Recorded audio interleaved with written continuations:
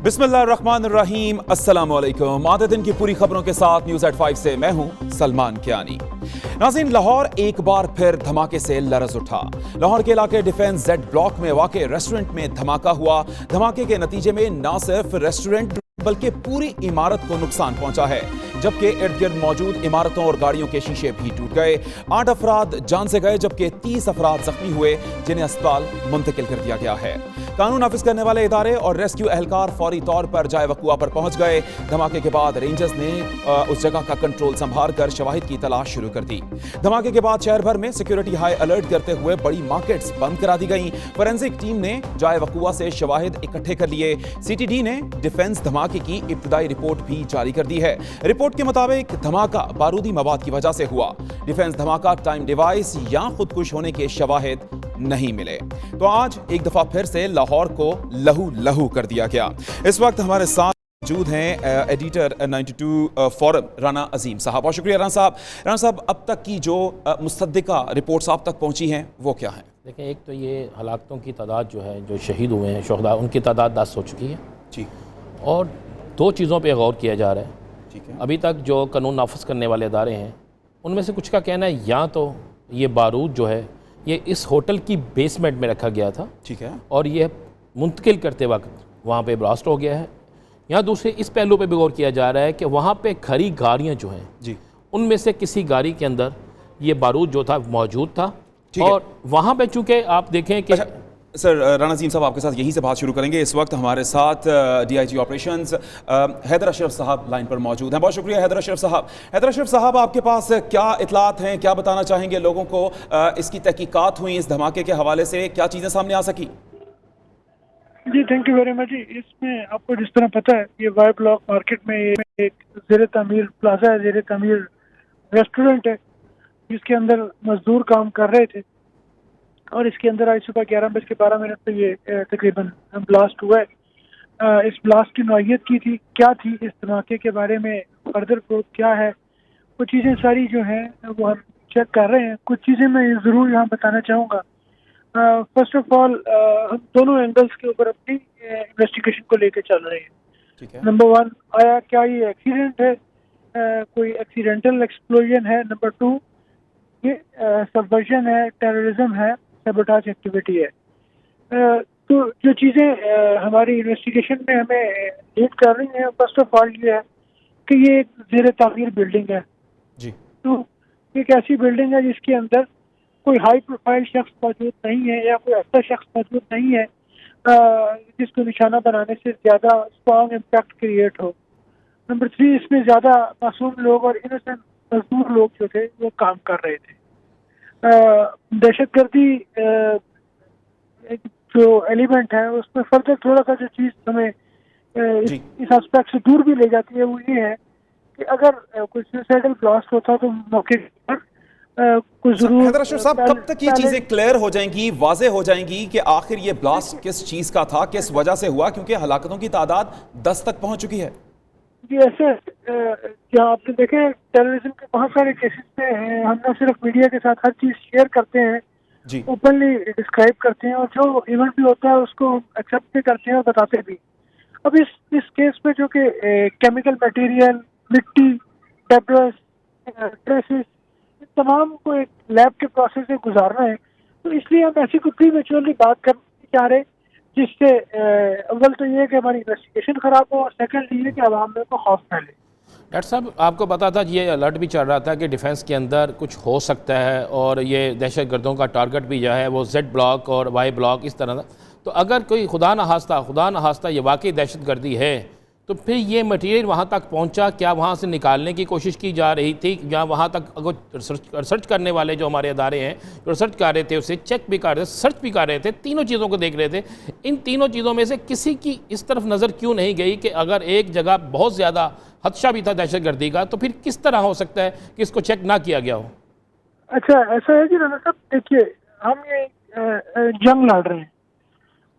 ये जंग किस नौइयत की है? एक तो जंग होती है जिसमें दुश्मन सामने हो और बंदूकों का रुख आमने सामने हो।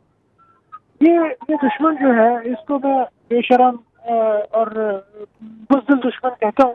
ये छुप के बच्चों पे वार करता है, औरतों पे, मासूमों पे, मजदूरों पे वार करता छुप के वार करते हैं। जी। लेकिन इनिशिएटिव इस दुश्मन के हाथ में है, नादीम दुश्मन है। फॉर इंस्टेंस अब चीज़ों की ट्रांसपोर्टेशन को इतना बड़ा प्रॉब्लम नहीं रही।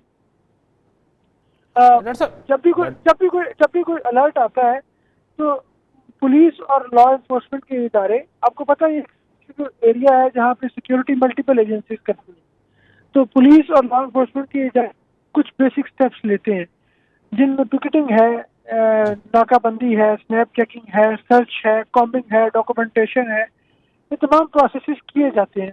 लेकिन उसमें ये भी पॉसिबिलिटी है कि वो इस एरिया में ना रह रहा हो, ये भी पॉसिबिलिटी है वो कहीं और रह रहा हो, तो ये भी पॉसिबिलिटी है कि ये दहशत ना हो। तो ये चीज़ें जो है ये तो इन्वेस्टिगेशन क्लियर होगी तो बात आगे जाएगी। जी ठीक, हम भी उम्मीद करते हैं कि इन्वेस्टिगेशन जल्द से जल्द मुकम्मल हो और जिस तरह से इस इन्वेस्टिगेशन को आगे बढ़ाया जा रहा है मज़ीद हक़ाइक़ भी सामने आए। बहुत शुक्रिया doctor Haider Ashraf, DIG operations हमारे साथ थे। राना साहब, सूरत हाल उसके बाद थोड़ी सी और गंभीर हुई। कुछ गुलबर्ग के हवाले से अफवाह उड़ी कि खुदा न खास्ता वहाँ पर एक धमाका हो गया है।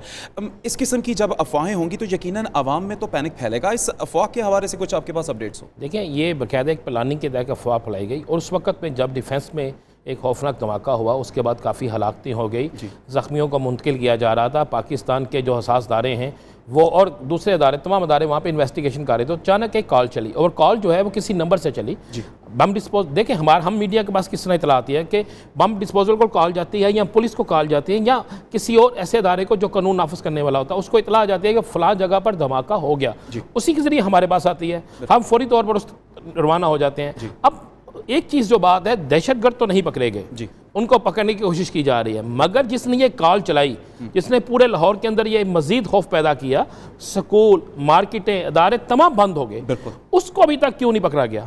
सोशल, देखिए, मीडिया ने अपना फ़र्ज़ पूरा किया, सिर्फ ये चीज़ चलाई, कम से कम 92 ने यही चलाया कि इतला है। उसके बाद जब तक हमने कन्फर्म नहीं किया, हमने कोई ऐसी बात नहीं की, मगर इतला देने वाला कोई था, उसने कॉल चलाई, उसका नंबर आया होगा, उसको क्यों नहीं गिरफ्तार किया गया? उसको गिरफ्तार किया जाना चाहिए था। गिरफ्तार करके इन्वेस्टिगेशन होनी चाहिए थी कि कहीं ये उन्हीं लोगों का साथी तो नहीं को जो बहुत से लोगों को वहाँ इकट्ठा करके कोई खौफनाक धमाका करना चाहता था, या ये कोई ऐसी साजिश तो नहीं थी कि सबकी तवज्जो किसी और तरफ लगानी चाहिए। ये सब कुछ हो रहा है, कि ये हक़ाइक़ भी वाज़ेह होने चाहिए थे। राना साहब, एक और बात करना चाहेंगे कि जिस तरह से रेंजर्स का ऑपरेशन शुरू किया जा रहा है और उससे पहले जो एक माहौल बनाया जाता है कि अब रेंजर्स का ऑपरेशन शुरू होगा, अब उनको इख्तियारात तफवीज़ होंगे, आप नहीं समझते कि ये जो दुश्मन अनासर होते हैं उनको एक मदद मिल जाती है अपने आप को एक जगह से दूसरी जगह मूव करने में, थोड़ा सा टाइम मिल जाता है कि जिस तरह से पहले से हाइप क्रिएट की जाती है इस तरह से? देखें, ये एक तो बात बड़ी क्लियर है, जिस तरह डॉक्टर साहब ने कहा कि ये हमें शुक्र अदा करना चाहिए कि हम एक बड़े हादसे से बच गए। बिल्कुल, जिस जगह पे हादसा हुआ है वो बड़ी बारौन जगह है और इर्द गिर्द जो लोग रहते हैं वो भी बड़े बाअसर हैं, वहाँ पे बहुत से अदारे भी हैं। ये अगर वक्त से पहले हो गया है तो इसका मतलब है हमारे अदारों ने, हमारे हसास अदारों ने, हमारी सिक्योरिटी एजेंसीज़ ने अपना होमवर्क पूरा किया हुआ था और उनको रोकने की कोशिश कर रहे थे, जिस पे ये हुआ है। लाहौर शहर के अंदर बल्कि पंजाब में अब रेंजर आ गई है, हसास दारे मुतहरक हो गए हैं। और मैं बिल्कुल क्लियर कर दूं कि आज तो ये भी फैसला हो गया है, बिल्कुल ये भी फैसला हो गया, सिर्फ दहशतगर्द नहीं, जो टॉप 10 हैं, जो क्रिमिनल गैंग्स हैं, उनको भी पकड़ा जाएगा। ये आज बहुत अच्छा फैसला है और ये इंशाल्लाह हमारा मुल्क जो है, ये हमारे अदारे हमारे मुल्क को बचाएंगे। जी, इंशाल्लाह ताला ज़रूर बचाएंगे और मुल्क के हालात को बेहतर करने में इस किस्म के ऑपरेशंस बहुत मददगार साबित होंगे। कुछ मज़ीद खबरों पर भी बात करेंगे, लेकिन एक मुख्तसर से ब्रेक के बाद।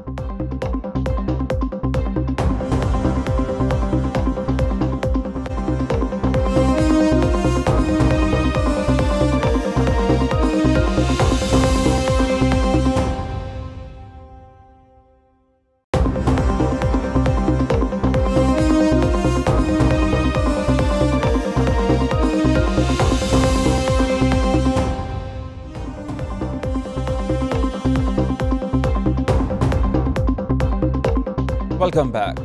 नाज़रीन, कुछ बात करेंगे मरीजों की मुश्किलात की। लाहौर के सर्विसेज अस्पताल में यंग डॉक्टर्स का एहतजाज जारी है। चौथे रोज भी इमरजेंसी में डॉक्टर्स ना आए, सीनियर्स ने भी मरीजों को बेयारो मददगार छोड़ दिया।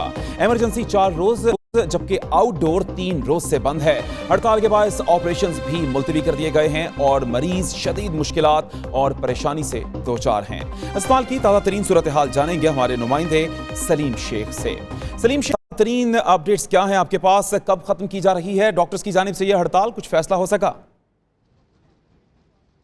जी अभी तक बिल्कुल कोई फैसला नहीं हुआ डॉक्टर्स का ये कहना है कि जब तक उन पर मुकदमा जो दर्ज किया गया वो खारिज नहीं होता और जो जिन एंटी करप्शन एहलकारों ने आकर उनके डॉक्टर को गिरफ्तार करने की कोशिश की और उसकी वजह से एक डॉक्टर ज़ख्मी भी हुआ, उनके खिलाफ मुकदमा दर्ज करके उनको गिरफ्तार नहीं किया जाता और सेक्रेटरी सेहत को उनके अहदे से नहीं हटाया जाता, तब तक वो एहतजाज का सिलसिला जारी रखेंगे, हड़ताल पर रहेंगे और किसी भी किस्म के मरीज़ को ट्रीटमेंट नहीं देंगे। थोड़ी सी एक जो है इसमें तब्दीली ये आई है कि जब आज धमाका हुआ लाहौर में तो उनकी तरफ से एक मैसेज आया कि अगर धमाके के जो ज़ख्मी हैं वो सर्विसेज अस्पताल में लेकर आए जाएंगे तो सिर्फ उनको ट्रीटमेंट दी जाएगी और बाकी किसी भी मरीज़ को ट्रीटमेंट नहीं दी जाएगी। लेकिन क्योंकि ज़ख्मियों को जो सबसे करीब 3 अस्पताल पड़ता था वो जनरल अस्पताल पड़ता था और तमाम ज़ख्मी जो है जनरल अस्पताल या फिर प्राइवेट अस्पतालों में लेकर जाए गए, जिसकी वजह से वहाँ पर अभी भी किसी भी शख्स को एमरजेंसी में ट्रीटमेंट फ्राहम नहीं की जा रही और उनका ये कहना है कि ये एमरजेंसी में इंडोर आउटडोर और ऑपरेशन थिएटर जो है वो मुकम्मल तौर पर बंद रहेंगे और उस वक्त तक बंद रहेंगे जब तक हुकूमत उनके मुतालबात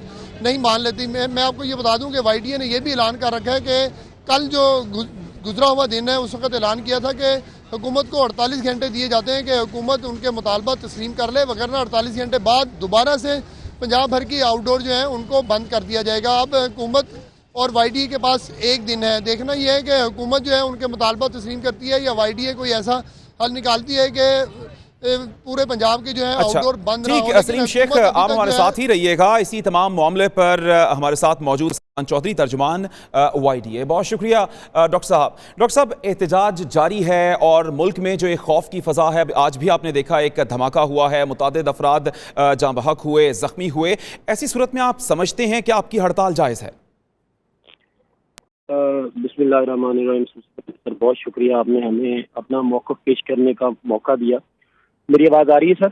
जी बिल्कुल आ रही है सर। इशू ये है कि जो है सबसे पहले मैं आपको बताता चलूँ, ये जो ब्लास्ट हुआ है इसके विक्टिम सर्विसेज हॉस्पिटल तशरीफ लाए, हमने उनका इलाज किया और उनके लिए इमरजेंसी खुली रही। हमारे डॉक्टर्स आए, हमारे मेडिकल स्टूडेंट्स वॉलंटरली ब्लड और डोनर सारा कुछ लेके आए। तो इस सिनेरियो में हमने अपनी पूरी की पूरी सर्विसेज खोल दी। हालांकि हुआ ये है कि गुज़श्ता 2 दिन पहले यहाँ पे हमारे 2 YDA पंजाब के सेंट्रल लीडरशिप को उठाने की कोशिश की गई, तो अवाम इतनी ज़्यादा परेशान है कि पूरा हॉस्पिटल छोड़ के लोग घरों को जा चुके हैं। हमारा गर्ल्स हॉस्टल खाली है। पहले भी 2-3 बार ऐसा हो चुका है कि हमारे हॉस्टल्स पर पुलिस ने और एजेंसीज ने रेड किया है। तो इस दफ़ा फिर उन्हें ये लगा है कि जिस तरह उन्होंने 2 लीडर्स को भरी इमरजेंसी से किडनैप करने की कोशिश की, आपके पास वो फुटेज मौजूद है जिसमें 50-60 डॉक्टर्स निकल आए, उन्होंने उनसे गिरफ्तारी वारंट और सारा कुछ डिमांड किया, जिस पर वो इतना परेशान हुए कि वो अपनी गाड़ी और सारा कुछ छोड़ के वहां से भाग निकले। गुजारिश ये है डॉक्टर साहब, जब तक आप डॉक्टरों को सिक्योरिटी सेंस नहीं देंगे, जब तक डॉक्टर अपने आप को यकीनन आपके मुतालबात जायज हो सकते हैं, लेकिन जो सूरत हाल बनती जा रही है उसमें एक डॉक्टर के लिए तमाम डॉक्टर्स ही एहतजाज पर चले जाएं, ये कहां का इंसाफ है? और अगर उन पे कोई इल्जामात हैं भी तो वो अदालत का सामना करें और क्लियर हो जाएं। सर बहुत अच्छी बात की, इसी तरह के इल्जाम हैं जिस तरह नवाज शरीफ की नून लीग में गवर्नमेंट खत्म हुई थी वो भी करप्शन पे खत्म हुई थी। ये वो इल्जाम हैं जो 2 हुकूमतें एक दूसरे पर लगा के एक दूसरे के तख्ते उल्टी रही हैं, आज तक इन्होंने तंजीमों पे लगाने शुरू किए। ये इशू एक सिंगल फर्दे वाहद का नहीं है। मसला ये है कि हमने 1 बेड 1 पेशेंट की एक हिकमत अमली स्टार्ट की थी और उसके ऊपर हमने सेमिनार्स रखे थे। इस हद तक प्रेशराइज है, हमारे यहाँ एक बेड पे 4-4 मरीज लेते हैं, उनमें टीबी का होता है, एक हेपेटाइटिस का होता है। जी डॉक्टर साहब, हमारे रिपोर्टर सलीम शेख भी हमारे साथ मौजूद हैं, वो आपसे सवाल करना चाहते हैं। जी सलीम शेख। सलमान, ये जो इशू है कि 1 बेड 1 पेशेंट, ये अच्छी बात है, लेकिन ये काम आप उस वक्त करते हैं जब आप पर कोई ऐसा वक्त आने लगता है। असल इशू ये है कि 1 बेड 1 पेशेंट के ऊपर अगर आप ये काम करना भी चाहते हैं तो दाखिल रह के काम करें ना, ये तो ना करें कि आप अपने जो डॉक्टर्स के खिलाफ जिस पर एंटी करप्शन का मुकदमा दर्ज है उसको बचाने के लिए इंडोर आउटडोर और तमाम सर्विसेज बंद कर दें और फिर दोबारा से ऐलान करें कि अगर मुतालबा तस्लीम न किए गए तो पूरा पंजाब बंद कर देंगे। मैं क्लियर कर दूं सर, आप बड़े अच्छे रिपोर्टर हैं माशाल्लाह, लेकिन शायद इन्फॉर्मेशन इसमें थोड़ी सी गलत है। उस पर्चे में ना मेरा नाम है ना आतिफ मजीद का नाम है। वो पर्चा मैंने प्रेस कॉन्फ्रेंस में सारे मीडिया को चुका हूँ, दोबारा मेरे पास हाजिर है, मैं भेज देता हूँ। वो पर्चा 2016 में हुआ, उसमें तकरीबन 20 के करीब नाम है, जिसमें प्रिंसिपल एडमंड सारे का सारा इन्वॉल्व है, हमारा नाम नहीं है। उनको आज तक गिरफ्तार करने की कोशिश नहीं की गई। जो YDA पंजाब का स्पोक्स पर्सन जो इसको लीड कर रहा था उसको गिरफ्तार करने की कोशिश की गई। और मैं बताता चलो, कल ही हमने 1 बेड 1 पेशेंट के ऊपर जो है ना अपने सेमिनार्स अनाउंस किए थे। हमने ये नहीं अनाउंस किया था कि हम इमरजेंसी बंद कर रहे हैं, हमने तो नहीं अनाउंस किया था हम OPDs बंद कर रहे हैं। 2 साल से वो पर्चा एडमिन और सारे सरकारी अफसर, ये जो हम दोनों डॉक्टर हैं, हम तो सरकारी मुलाजिम भी नहीं है यहाँ पे, हम तो ट्रेनिंग करने आए हैं, हमारे पास कोई सिग्नेटरी अथॉरिटी नहीं है, हमारे पास हमारे साइंस के ऊपर ना कोई मेडिसिन इशू होती है ना कुछ भी। मैं बता दूं ये वही वाले करप्शन एलिगेशंस हैं जो मूवमेंट्स को दबाने के लिए लगाए जाते हैं, ये वही वाले हैं जो सलमान मामला ये है कि अगर हुकूमत झूठ बोल रही है या कुछ है, उसकी सजा जो है मरीज को क्यों दे रहे हैं? सजा तो जो है हुकूमत को दे, हुकूमत के खिलाफ एहतजाज कर रहे हैं वो करें, आप मरीजों के लिए क्यों ये काम कर रहे हैं? जी डॉक्टर साहब, यही बात बार बार आती है क्योंकि इस तमाम सूरत हाल में जो सबसे ज्यादा मुतासर होता है वो तो मरीज है। सर बहुत अच्छी बात की, इसमें हुआ क्या है, सलीम साहब को पता है, हमारे बड़े मोहतरम हैं, 2 महीने पहले एक लड़की को यहाँ पे था, कल कसूर में एक लड़की को लड़कों ने आके ठुड्डे मारे हैं। इस वक्त डॉक्टर्स इनसिक्योर फील कर रहे हैं। आप अपने रिपोर्टर से पता करवा लें, क्या सर्विसेज हॉस्पिटल का गर्ल्स हॉस्टल सारे का सारा खाली नहीं हो गया? सर वो लोग इनसिक्योर फील कर रहे हैं, उन्हें तो यह है कि शायद किसी को क्या पता कि वो कौन थे, उन्होंने कोई अपना गिरफ्तारी वारंट तो नहीं दिखाया। ये जो गाड़ी यहाँ पे खड़ी है उसके ऊपर कहीं मुझे दिखा दे एंटी करप्शन का कोई लोगो है, वो तो गाड़ी चोरी की निकली है। सर उन्होंने कोई एमएस को नहीं बताया, अगर वो इतने सच पे थे वो एमएस को बता के आते। जो गवर्नमेंट की प्रीमिसेस से आप बंदा उठा रहे हैं, आपको वहां के एमएस को इन्फॉर्म करना जरूरी होता है। जी डॉक्टर साहब, आपके मुतालिबात सब जायज़ हो सकते हैं, आप अपने एहतजाज की 100 तोजी दे सकते हैं, लेकिन इस तमाम मामले में जो सबसे ज़्यादा सफ़र करते हैं वो गरीब मरीज़ हैं, और जिनको न सिर्फ इलाज की सहूलियात के हवाले से बहुत सी परेशानी है, बल्कि अद्वियात की दस्तयाबी के हवाले से भी परेशानी है। बहुत से उनके मसाइल हैं, कोशिश ये की जाए कि उनके मसाइल कम किए जाएँ, और भी इशूज़ पर बात करेंगे, लेकिन एक मुख्तसर से ब्रेक के बाद।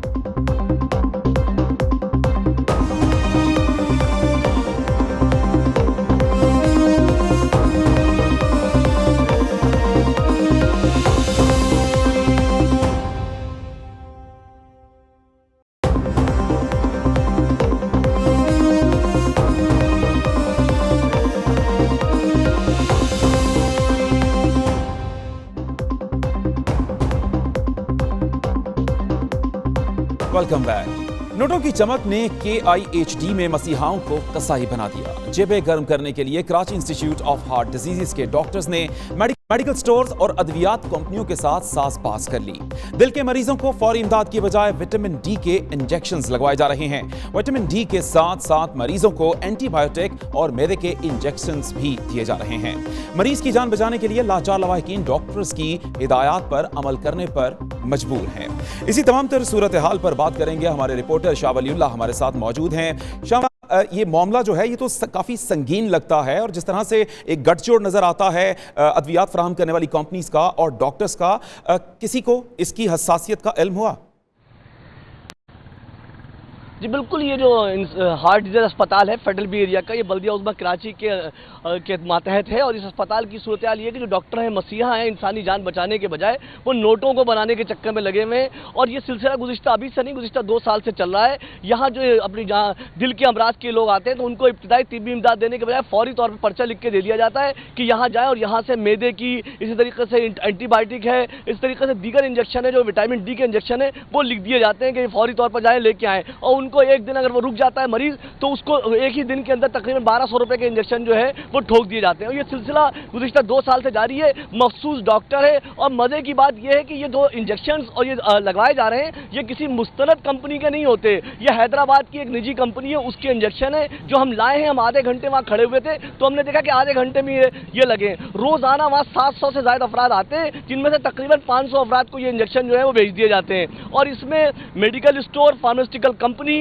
और इसी तरीके डॉक्टर, इनकी साजबाज है। ये अपने जो है वो पैसे बना रहे हैं, और इसी चक्कर में इन लोगों की इंसानी जिंदगी की जानों से खेल रहे हैं। लवाहिकीन जो है बेचारे इस पर एहतजाज भी करते हैं, क्योंकि बाद इलाकों के जो है वो पसमानदा इलाके के आते हैं, वो इतने पढ़े लिखे लोग नहीं होते कि वो अपने मरीज को समझ सके। वो घबराहट में होते हैं, वो जान को लिख देते हैं जाओ इंजेक्शन लेके आओ, फौरन इंजेक्शन लगेगा। अब ये इनकी साजबाज है, कहाँ कोमल मेडिकल है, इसी तरीके से मुख्तलिफ इंतजामिया का भी कुछ मौक़िफ़ सामने आ सका? जी शाह वलीउल्लाह, इंतजामिया का मौक़िफ़ सामने आ सका?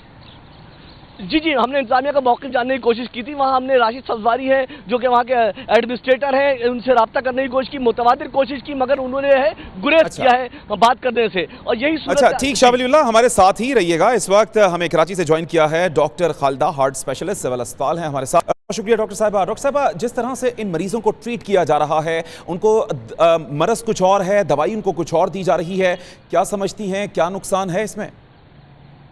नहीं, ऐसा नहीं है कि उनका मरज एक है, उनको गलत ट्रीट किया जाता है। मैं समझती हूँ कि पाकिस्तान के स्टैंडर्ड हॉस्पिटल में ऐसा नहीं होता है जिस तरह का कंसेप्ट पाया जा रहा है। और लेकिन डॉक्टर साहब, इस हवाले से जो जिस तरह से इन्वेस्टिगेशन की गई, जो चीजें करते हैं, कराची की बात करते हैं, तो मैं समझती हूँ कि यहाँ पर स्टैंडर्ड एंड क्वालिटी केयर दिया जाता है। स्पेशली अगर आप पब्लिक सेक्टर हॉस्पिटल्स को देखेंगे, सिविल हॉस्पिटल वगैरह को, तो जो अस्पताल में पेशेंट आ रहा है उसको इमरजेंसी और उसके इलाज तशखीस के मुताबिक दवाई दी जाती है। लेकिन डॉक्टर साहब, जो तमाम सूरत हाल सामने आ रही है, उसमें तो यूं लगता है कि कुछ मखसूस कंपनियों को नवाजने की कोशिश की जा रही है। हाँ, दवाइयों, आपकी क्या मुराद है? दवाइयों से मुराद है या किसी और? जी, दवाइयों से ये मुराद है कि जो इंजेक्शंस दिए जा रहे हैं, जो दवाइयां दी जा रही हैं मरीजों को, वो एक स्पेसिफिक कंपनी की दवाइयां हैं। और इस हवाले से ये भी बात सामने आई है कि मरीजों को उन अद्वियात की ज़रूरत नहीं होती, लेकिन फिर भी ज़बरदस्ती उनको दी जाती हैं। नहीं, देखिए, हम फिर इस तरफ आते हैं कि पब्लिक और प्राइवेट सेटअप। पब्लिक सेटअप में उमूमन गवर्नमेंट ऑफ सिंध बल्क में दवाइयाँ दे रही है, बल्क में अस्पतालों में दवाइयाँ दी जा रही है। जैसे सिविल हॉस्पिटल में हमें सालाना बजट से दवाइयाँ मिलती हैं और वो अकॉर्डिंगली हम पेशेंट्स को दे रहे होते हैं। जी ठीक, बहुत शुक्रिया। डॉक्टर खालदा हमारे साथ थी अस्पताल और अपना मौक़िफ़ दे रही थी। शाह वलीउल्लाह, सूरत हाल अब जिस तरह से अब आपके सामने भी है, डॉक्टर साहबा तो कहती हैं कि ऐसा कोई मामला ही नहीं है और कोई गलत दवाइयाँ नहीं दी जा सकती। अरे, इनसे डॉक्टर साहिबा से ये पूछना था कि क्या दिल के मरीज को विटामिन डी के इंजेक्शन देकर जो है सेहतियाब किया जा सकता है? क्या एंटीबायोटिक देकर जो है दिल के मरीज को सेहतियाब किया जा सकता है? पूछना तो इनसे ये चाहिए था ना। असल सूरत हाल ये है कि ये लोग तमाम के तमाम हुकूमती इदारों के खिलाफ जो है वो अपनी लबकुशाई से ग्रेस करते हैं, क्योंकि रिटायरमेंट के बाद फिर इन लोगों को कॉन्ट्रैक्ट पकड़ने होते हैं और किसी न किसी इदारे से मुंसलिक हो जाते हैं। तो ये क्यों इस तरीके से किसी से अपनी मुखालफत मोल लेंगी? इंसानी जान जाती है, जाती रहे इनकी बला से। अच्छा जी ठीक, बहुत शुक्रिया। शाह वलीउल्लाह हमारे साथ थे और एक अहम मामले के हवाले से रिपोर्ट कर रहे थे। बात करेंगे कोयटा की। कोयटा में पुलिस ट्रेनिंग कॉलेज की दीवार के फंड्स न मिलने पर ठेकेदारों ने काम रोकने की धमकी दे दी है। तामीराती काम में ताखीर के बायस कॉलेज में 9 मुंतखब पुलिस एहलकारों की तरबियत का अमल भी तात्तुल का शिकार हो गया है। इस हवाले से नाज़रीन आपको ये भी बताते चलें कि ये वही ट्रेनिंग कॉलेज है कि जहां पर इससे पहले हमला भी हुआ और मुतादिद अफराद शहीद भी हुए थे। इसी तमाम तर सूरत हाल के ऊपर हम अपने रिपोर्टर से भी ताज़ा तरीन सूरत हाल जानेंगे। लेकिन बारहा बलोचिस्तान हुकूमत की जानिब से यह कहा गया कि यकीनन यह मामला संगीन है, इस हवाले से इकदाम उठाए जाएंगे, लेकिन किसी भी किस्म के इकदाम नहीं उठाए गए। आपको यह भी बताते चलें कि कोयटा ट्रेनिंग कॉलेज में इससे पहले जब सानेहा हुआ था 61 अफराद शहीद हो गए थे, जबकि 117 अफराद जख्मी थे। तब भी जब वहां के वज़रा की तवज्जो इस जानिब दिलवाई गई तो उनकी जानिब से यही कहा गया था कि अब फौरन फंड्स इशू कर दिए जाएंगे और हालात को बेहतर कर लिया जाएगा। लेकिन यूं लगता है कि सानेहे के बाद सानेहा हो जाता है, लेकिन बलोचिस्तान हुकूमत उन सानेहात से कुछ नहीं सीखती। आज का भी ये जो कॉलेज का मामला है, जहां पर दीवार नहीं तामीर की जा रही, वहां पर इस वक्त दीवार रोक दी गई है इस वजह से कि वहां पर फंड्स अवेलेबल नहीं है। इसी हवाले से बात करेंगे। इस वक्त हमारे रिपोर्टर किफायत अली हमारे साथ मौजूद हैं। सानेहात से सीखने की कोई कोशिश नहीं की जा रही, एक दफा फिर से यहां पर दीवार की तामीर का मामला तात्तुल का शिकार है। जी बिल्कुल आपने सही कहा कि सानेहात और वाकयात होने के बाद ही हमें वहां पर जो सिक्योरिटी इंतजामात है उसका ख्याल आता है। पुलिस ट्रेनिंग सेंटर में 24 अक्टूबर 2016 को 3 दहशतगर्दों ने हमला किया था और इस वाकये में तकरीबन 62 के करीब रिक्रूट्स जो कि वहां पर जेर तरबियत थे उनकी शहादतें हुई, जबकि 100 से ज्यादा रिक्रूट जो है वो जख्मी हुए। उसके बाद फौरी तौर पर बहुत से सवालात ने जन्म लिया, जिसमें उस पुलिस ट्रेनिंग सेंटर की जो बैरूनी दीवार थी उसकी खस्ता हाली, उसकी टूट फूट के हवाले से सवालात उठाए गए। ताहम और साथ ही साथ एक ये भी सवाल उठा कि आखिरकार रिक्रूट्स को को दोबारा क्यों बुलाया गया। इस पर फौरी तौर पर जो महकमे थे वो हरकत में आए और बैरूनी दीवार को कंक्रीट की दीवार बनाने का जो है दावा किया गया और इस हवाले से हुकूमत की जानिब से फौरी तौर पर 24 करोड़ रुपए का एक प्रोजेक्ट जो है वो मंजूर किया गया, जिसमें 15 वॉच टावर्स, 2 हॉस्टल और बैरूनी जो दीवार है उसको कंक्रीट की दीवार बनाने का जो है ये ठेका जो है वो एक ठेकेदार को दिया गया। ताहम उस पर बाद में जो है वो जो कंक्रीट की दीवार थी वो कम होते होते सिर्फ ईंटों की दीवार पर जो है वो इत्तेफाक किया गया, उस पर भी काम का आगाज हो गया। इस वक्त जो है तकरीबन 40% जो दीवार का काम है वो मुकम्मल कर लिया गया है, जबकि वॉच टावर्स पर भी तेजी से काम जारी है।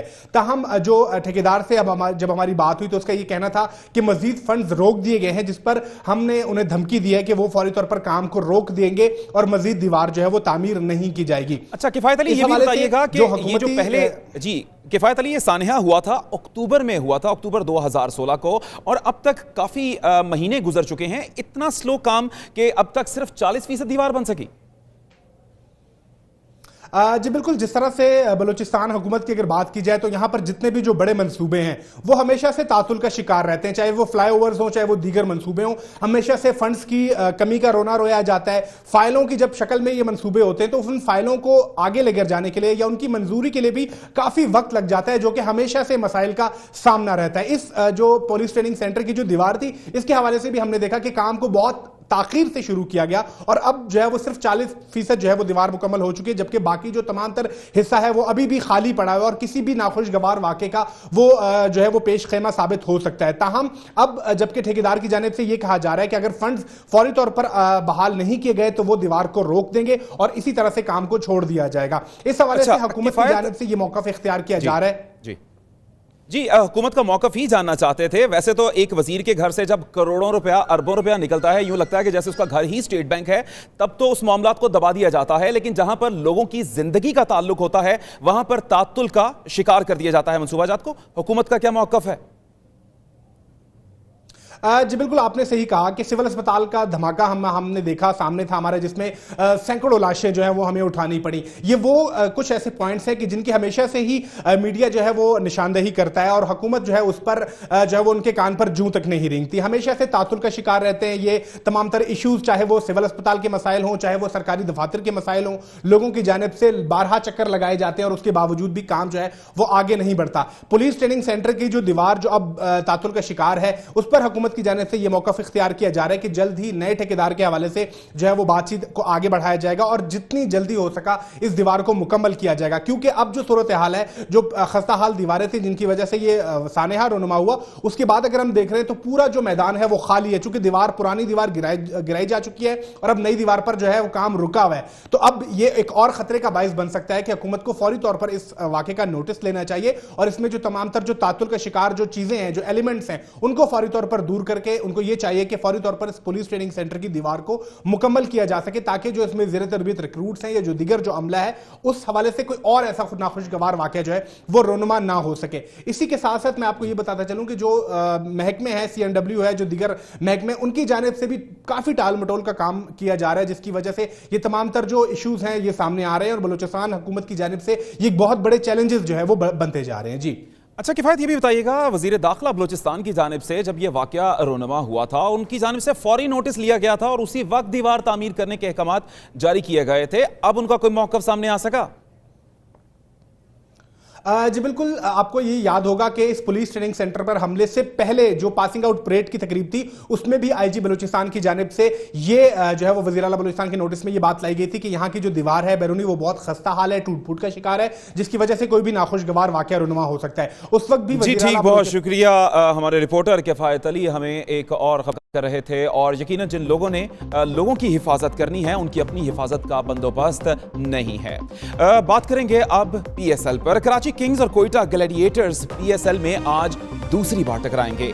कराची शिकस्त का दाग धोएगा या कारी होगा कोयटा का वार, इसी हवाले से बात करेंगे। हमारे साथ मौजूद है मिर्जा इकबाल बेग जिन्होंने हमें दुबई से ज्वाइन किया है। बहुत शुक्रिया बेग साहब। मिर्जा इकबाल बेग साहब, आज के मैच का क्या कहना चाहेंगे? आज एक बड़ा टाकरा भी है, एक जानिब वो टीम है जो सबसे ऊपर है पॉइंट्स टेबल पर, दूसरी जानिब वो टीम जो सबसे नीचे है।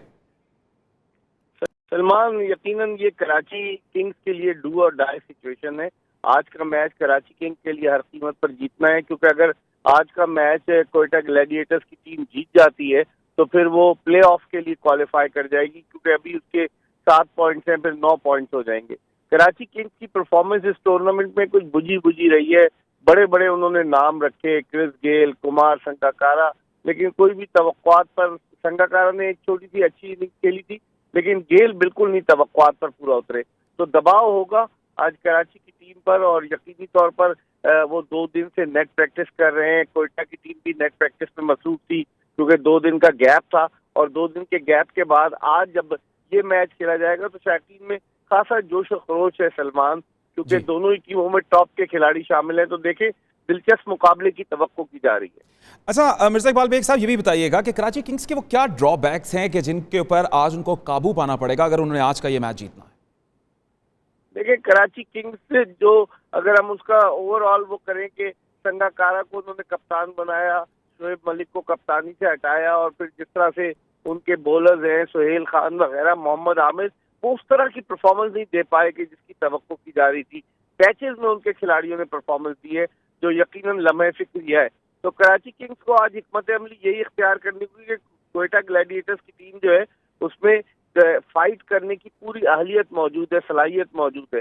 तो कराची किंग्स को ये चाहिए होगा कि अगर वो पहले बैटिंग करते हैं तो इतना बड़ा टारगेट ना दे, वरना केविन पीटरसन है वहाँ। ठीक है मिर्जा इकबाल बेग साहब हमारे साथ भी रहिएगा। इस वक्त हमें ज्वाइन किया है साबिक टेस्ट क्रिकेटर सरफराज। बहुत शुक्रिया सरफराज नवाज साहब। सरफराज नवाज साहब, पीएसएल में आज एक मुकाबला होने जा रहा है, किस तरह से देखते हैं? बात यही हो रही थी कि एक वो टीम जो पॉइंट्स टेबल पर सबसे ऊपर है और दूसरी जाने वो टीम जो पॉइंट्स टेबल में सबसे नीचे है। देखें, इस वक्त जो कोयटा की टीम है वो काफी फॉर्म में आ गई है, और एक तो पिछला मैच जो लाहौर कलंदर से उन्होंने जीता है, बड़ा एक्साइटिंग तरीके से जीता है, और पीटरसन भी काफी अच्छी फॉर्म में है। कैप्टन सरफराज अहमद ने भी बड़ी अच्छी परफॉर्मेंस की है, और ऑलराउंड अगर मैं देखूं तो उनकी बड़ी आउटस्टैंडिंग परफॉर्मेंस है, और मैच विनिंग परफॉर्मेंस उन्होंने जो पिछले 3-4 मैचों में दिखाई है, वो उससे लगता है कि कराची किंग्स के ऊपर वो कुछ भारी नजर आ रहे हैं। कराची किंग्स का देखें कि एक तो उन्होंने मैच जीता है बारिश की वजह से, डाकुअर रूल्स की वजह से, रूल के मुताबिक, तो उसके अलावा भी उन्होंने कोई इतनी आउटस्टैंडिंग परफॉर्मेंस नहीं की। हालांकि उनकी टीम में जो प्लेयर हैं वो बड़े आउटस्टैंडिंग हैं, मैच विनर भी हैं, लेकिन फॉर्म जो अभी शोएब मलिक ने फॉर्म दिखाई है वो बड़ी अच्छी परफॉर्मेंस, उसने जो आखिर में आकर छक्के भी लगाए और मैच विनिंग परफॉर्मेंस दी है। लेकिन आज का मैच मेरा ख्याल है कि कोयटा के लिए ज्यादा बेहतर मुझे नजर आ रहा है। जी अच्छा सरफराज नवाज साहब, चलते चलते ये भी बात करना चाहेंगे कि इससे पहले जब मिर्जा इकबाल बेग साहब के साथ बात हुई कि कराची किंग्स जो हैं उसकी बहुत सारे ड्रॉबैक्स हैं जिनके ऊपर उनको काबू पाना होगा। अगर कोयटा ग्लैडिएटर्स की बात करें, वो यकीनन इस पूरे टूर्नामेंट में छाई हुई है, वो कौन सी ऐसी चीज़ें हैं कि जिनको दूसरों को अपनी स्ट्रेटजी के तौर पर अपनाना चाहिए और कोयटा ग्लैडिएटर्स से सीखना चाहिए? नहीं, देखें, जो आपकी कराची किंग्स हैं इनकी बॉलिंग तो बड़ी सुपीरियर है, इनमें पाकिस्तान के टेस्ट बॉलर मौजूद हैं, और उन्होंने पिछले मैच में विकेटें भी ली हैं। सुहेल खान है, उसके बाद आमिर है, इस तरफ शोएब मलिक भी चिप इन करता है, और गोपारा भी है, और ये मेरा मतलब है कि काफी वैरायटी इनके पास है, जिसकी वजह से ये बॉलिंग में तो इतनी मैं कहूँगा कि बुरे नहीं है, लेकिन बैटिंग में ये थोड़े कोलैप्स हो रहे हैं। दूसरा, अगर ग्लैडिएटर की तरफ देखें, कोयटा की तरफ, तो कोयटा की बैटिंग बड़ी मजबूत है और एंड टाइम वो स्कोर करते हैं। खास तौर पर सरफराज अहमद बीच में अगर ऊपर से आउट भी हो जाए तो वो अच्छा बीच में आके स्टे करके मैच को लेके अकेले चल पड़ता है। उसके अलावा जो टॉप बैट्समैन हैं उनके वो भी अच्छे बैट्समैन मैं कहूँगा, और खास तौर पे जो पीटरसन फॉर्म में आ गया है वो भी बड़ा मैटर करेगा। और ये मैं कहूँगा कि कराची किंग्स के बड़ी कोशिश करनी पड़ेगी मैच जीतने के लिए, और बिल्कुल डू एंड डाई वाला उनको अपना ये मैच खेलना होगा। जी ठीक, बहुत शुक्रिया। साबिक टेस्ट क्रिकेटर सरफराज नवाज हमारे साथ मौजूद थे, और पीएसएल के हवाले से मिर्जा इकबाल बेग साहब जिन्होंने हमें दुबई से, दोनों ने आज के मैच के हवाले से तज़किया दिया। आज के इस प्रोग्राम से इतना ही, कल फिर हाजिर होंगे नई खबरों नए तज़कियों के साथ। तब तक फी अमान अल्लाह।